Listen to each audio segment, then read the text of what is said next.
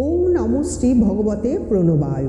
ভারত সেবাশ্রম সংঘের প্রাণ প্রতিষ্ঠাতা অলৌকিক দিব্য শক্তি সম্পূর্ণ মহাপুরুষ যুগাচার্য শ্রীমৎ স্বামী প্রণবানন্দজি মহারাজ তার সন্তানদের দিয়া অসংখ্য অমৃতবাণীর থেকে আজ আমি আপনাদেরকে একটি অমৃতবাণী কথা বলব। তার আগে একটি গল্প বলছি। গল্পটি ঋষি দুর্বাসা মুনি ও গোপীগণে। ভুল হলে আপনারা কিন্তু আমাকে মাফ করবেন। ঋষি দুর্বাসা মুনির নাম অনেকেই জানেন। তিনি ছিলেন খুবই ক্রোধী। একবার তার কোনোভাবে রাগ হলে আর রক্ষে নেই, তাই অভিশাপ দিয়ে কঠোর শাস্তি দিতেন। সেই জন্য সকলেই তাকে ভয় করতেন। এমনকি তার কাছে যাতে কোনো দোষ ত্রুটি না হয় সেজন্য সকলেই সবসময় সতর্ক থাকতেন। রাজা দুর্যোধন কিভাবে তার সেবা করে তাকে সন্তুষ্ট করে পঞ্চপাণ্ডবরা যাতে মুনির অভিশাপে ভস্মীভূত হয়ে যায় সে চক্রান্তই করেছিলেন। এ কথা আমরা মহাভারতে পড়েছি।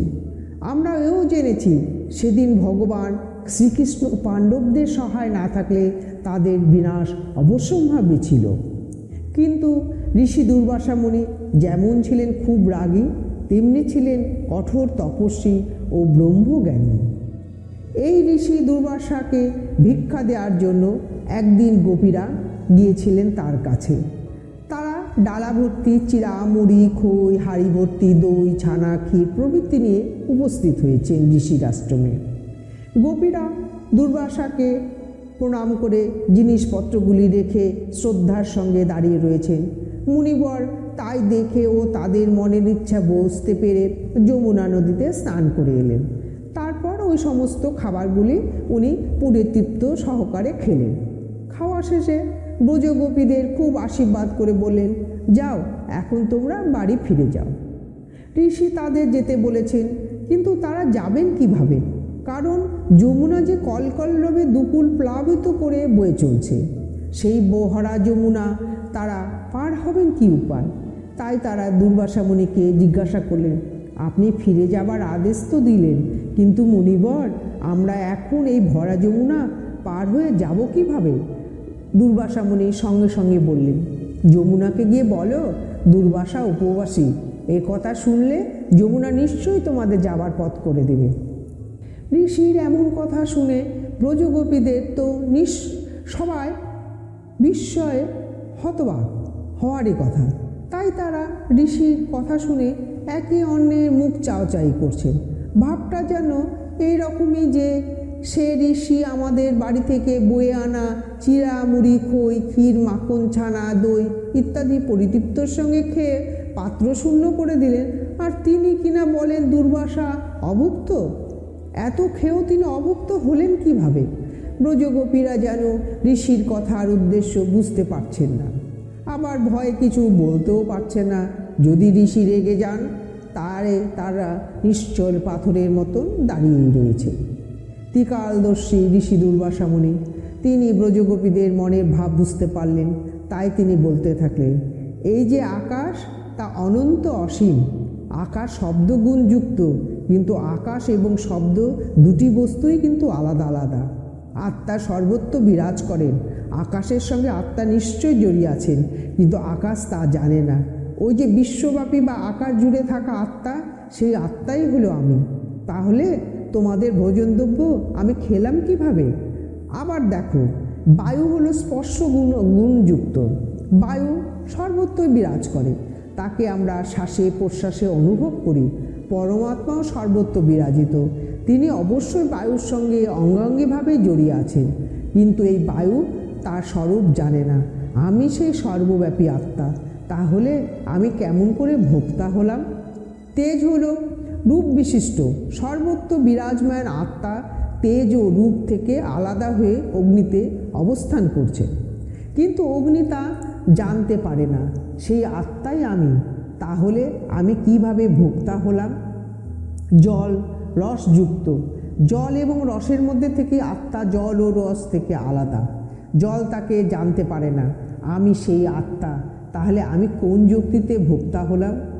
পৃথিবী গন্ধ গুণযুক্ত, আত্মা সর্বব্যাপী, এমনকি পৃথিবীতেও তিনি ব্যক্ত, কিন্তু সেই আত্মা পৃথিবীর মধ্যে থাকলেও পৃথিবী তাকে জানতে পারে না। আমি সেই আত্মা, সুতরাং আমি ভোক্তা হলাম কিভাবে? এই যে আমাদের মন, সে কত কিছুই তো চিন্তা করতে পারে, কত কিছুই গ্রহণ করতে পারে, অর্থাৎ বাহ্য ইন্দ্রিয়গুলির মতো আকাশ প্রকৃতির চিন্তাও সে করতে পারে, তাদের গ্রহণও করতে সে সক্ষম। কিন্তু সেই মন যখন ব্রহ্মভাবাপন্ন হয়ে পড়ে, অর্থাৎ সুপ্ত বা মুক্ত অবস্থায় যখন যে কোনো ইন্দ্রিয়গ্রাহ্য বিষয়গুলির চিন্তা সে করতে পারে না, সর্বতে অভেদ থেকে সেই যে আত্মা, তাই আমি। অতএব আমি ভোক্তা হলাম কেমন করে? মায়ামুক্ত ব্রহ্মজ্ঞানী ঋষি নিজেকে সবসময় নিষ্ক্রিয় ও শুদ্ধ চৈতন্য বলেই মনে করেন। যা কিছু কাজকর্ম তার দ্বারা হয়, সে সবই তার শরীর, মন, প্রকৃতির নিয়মে করলেও তা তিনি করেন না, কারণ তিনি দেহ, মন প্রভৃতি থেকে সবসময় নিজেকে পৃথক বোধ করেন। ঋষি যেন আরও বলতে চেয়েছেন, আমি শিব, আমি জীব নয়। যদিও জীবকে আশ্রয় করে শিব, কিন্তু জীব থেকে শিব পৃথক। সুতরাং ব্রজগোপীদের দেয়া খাদ্যগুলি খেয়েছে দেহ, খেয়েছে জীব, কিন্তু আমি আত্মা বা আমি শিব সেই খাদ্যগুলি খাইনি, তাই আমি অভুক্ত। এই অবস্থা সাধারণের নয়, ব্রহ্মজ্ঞানীর। এই অবস্থায় প্রতিটি মানুষকে পৌঁছতে হবে, অন্যথায় পুনরায় জন্ম, পুনরায় মৃত্যু থেকে কারো রেহাই নাই। তাই জীবের একান্ত কল্যাণকামী যুগাচার্য আচার্য শ্রীমৎ স্বামী প্রণবানন্দজি মহারাজ জীবকে সেই পরম প্রাপ্তির উপায় দেখিয়ে দিয়ে তিনি সাধনপথ গ্রহণের উপযোগী করতে চেয়েছিলেন তার সন্তানদের। তিনি বলেছেন, এই মহাসংগ্রাম ক্ষেত্রে বিজয়ী হইতে হইলে তোমার একমাত্র সম্বল হবে বিবেক বৈরাগ্য রূপ মহাস্ত্র। তোমার একমাত্র সহায় ত্যাগ, সংযম, সত্য, ব্রহ্মচর্য, এই মহামন্ত্র।